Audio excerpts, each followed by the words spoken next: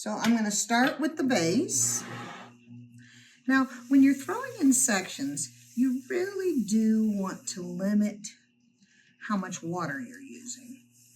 It's not that you can't use a lot of water, you just have a lot more time invested in making the pot. This exercise right here, we're going to throw a straight up and down cylinder. So in fact, we shouldn't need to set this aside. We shouldn't need to torch it.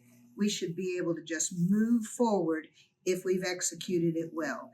If you're concerned about it, of course, you can wait to put them together or torch it. So here we go. I'm going to open up and I'm going to leave about 1/4 of an inch of clay in the floor. I'm pulling this clay back toward myself.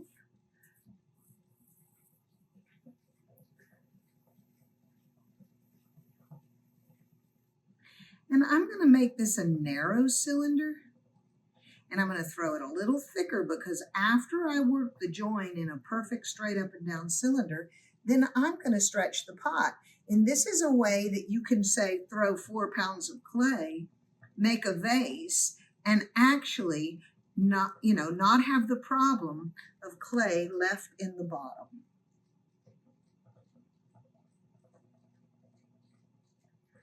All right.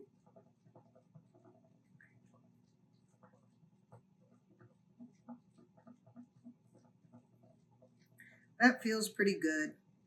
This is just an exercise. We're going to cut it open. So I'm not going to belabor the floor.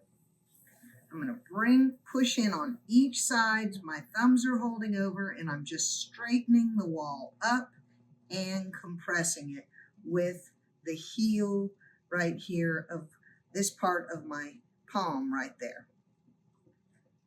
So now I'm going to grab a little bit of the clay at the bottom and I am going to come up slowly in relation to my wheel speed so that my throwing rings are very close together. That means I have a really compressed tight wall and I'm pushing inward just a little bit against the centrifugal force of the wheel so that my wall goes up straight. I'm going to reach up under there with my middle finger. My index finger is on this ledge right here and pull this clay up. I'm not going to throw this completely finished in terms of wall thickness because I'm going to stretch it after I join it. So right here is where my join's going to be, and I'm going to do a little valley. This is going to be a valley join technique. There's a lot of different ways to do joins. I'm going to push in a little bit further, come back to the bottom, grab hold of this clay, and bring it up. So the place that it's most common to throw your pot off is actually right where you set up your pull. People get nervous about it and they don't do a full revolution around. So I want to encourage you to not let that happen. Do a full revolution around, a decent amount of pressure so that you can get a hold of some clay to move upward. Okay, I'm going to do it again. And now, after I grab hold of this clay, I'm going to talk a little bit about when you get to the top 1 to 2 inches of your pot. We tend to over pull up here. So I lighten my pull and I'm easier in my compression now. I'm still giving that tension inward, but not as strong as from here to here. I know you know what I'm talking about when you have this wonderful pot, but at the top inch, it's too thin. I'm going to pull one more time. I'm going to pick my wheel speed up just a little bit. Up I go. We'll measure this so you can do this in your exercise. And right about here, I'm going to lighten up my pull up to the top. Now I'm going to straighten this wall, and I just happen to have a rib with a straight edge. And I'm going to push against it all the way up. Now when you're doing a small exercise like this, you can actually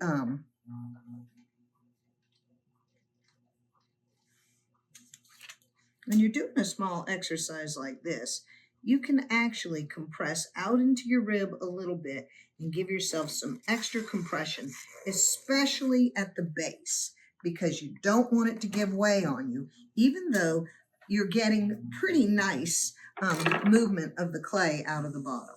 I'm going to go ahead and show myself that straight wall by taking away that little bit of clay.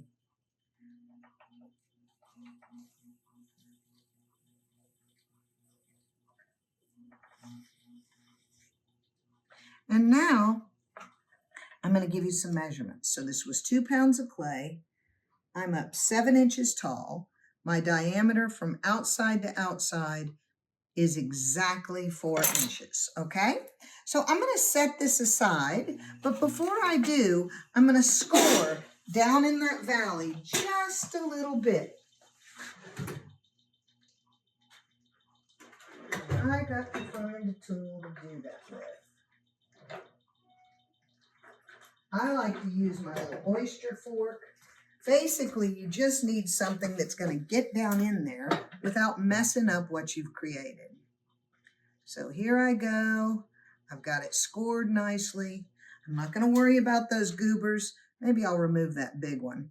But they'll just become clay and join the 2 pieces together. So I know I'm 4 inches. I'm 7 inches tall. I still have room to stretch and make this into a pot. So I should, in theory, end up being about 14 inches tall. So let's do it again with another 2-pound increment of clay. Okay?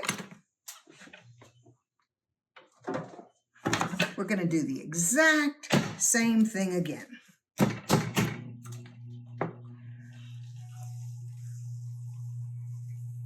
compressing downward. I'm going to bring this clay up and compress down just a little bit, not too much. And now I'm going to try to open all the way to the back because this is the top half. And so I need an open cylinder. And I'm bringing the clay back towards myself. I need that top to be close to opened enough for my hand to fit down in, right? I don't want to create a problem with myself for myself. So I'm looking at what might be close to 3 inches open. I'm going to take this clay and bring it up. And I'm not even really working hard on setting up a pull yet. I'm just kind of compressing with finger ribs and making sure that my clay is nicely compressed for what I'm about to do, which is pull another cylinder with no bottom. I'm going to reach up under there, pick my wheel speed up, and slowly with throwing rings very close together, I'm going to bring this up. Now remember, the other piece was curved like a valley, so this one's going to be rounded to fit down in it, right? I'm going to grab some more clay, reaching up under there, and up I go. Try not to throw your pot off down there. If you do, you can come back and center it back up because clay has this wonderful memory. It likes to go back where you originally had it. All right, I'm going to come down here one more time. Up we go.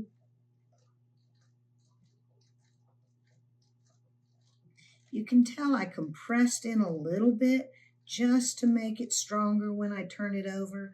I don't want to over pull this. Choke that in just a smidge. And I feel like I'm in pretty good shape here. We are 7 inches tall, 3.5 inches wide. So I know I need to be 4. So as I straighten this wall up, it's going to feel like I'm coming out 1/4 inch on one side because I need 1/2 inch in diameter. So let's see what that just did. Landed it right on 4. So I'm ready to go. I'm going to go ahead and score this. I'm going to go in 2 directions. Now it's really important that I make it easy to take this off the bat. So I'm going to remove some clay right here, like that. And then I'm going to come up under and make a place for my cutting wire.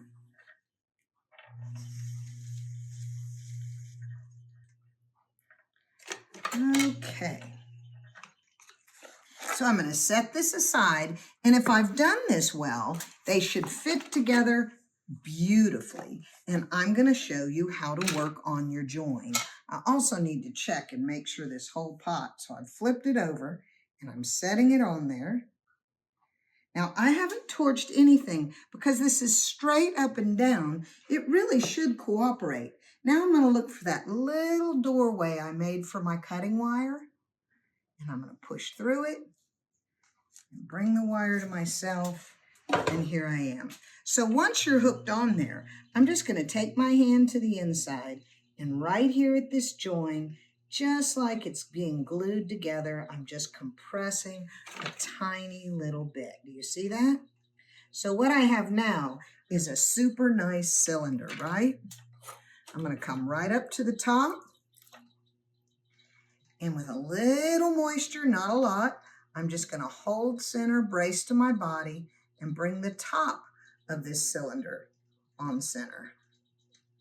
And that's pretty good. Let me check and see what I've got in my camera.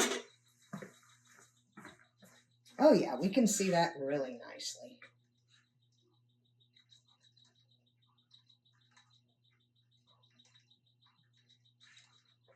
So here we go. Now, I'm going to come right down in here, and I'm going to pull through this join a little bit, which means I'm going to move clay up and down this join right here. And I'm feeling it, and it feels like I have a little bit more clay below the join than above it. And that helps me to decide which way I'm going to pull. So I've put a little moisture right there. I'm going to set up a pull just below that join, pick my wheel speed up, and pull through it. And once I get above it, I'm going to bring clay back down through it. And what happens by moving up and down is that I'm actually losing that join completely. You might want to make your cylinder a little wider than mine. I'm noticing that my hand is kind of hitting it, and that could be problematic if you're just getting started. So now I'm pulling through the join and just going up. And I'm doing a rate of pull that still keeps my throwing rings very close together. Up I go, up I go. At this point, what we have is a 14-inch cylinder. And you can make anything you want, like this pot. Give it a try.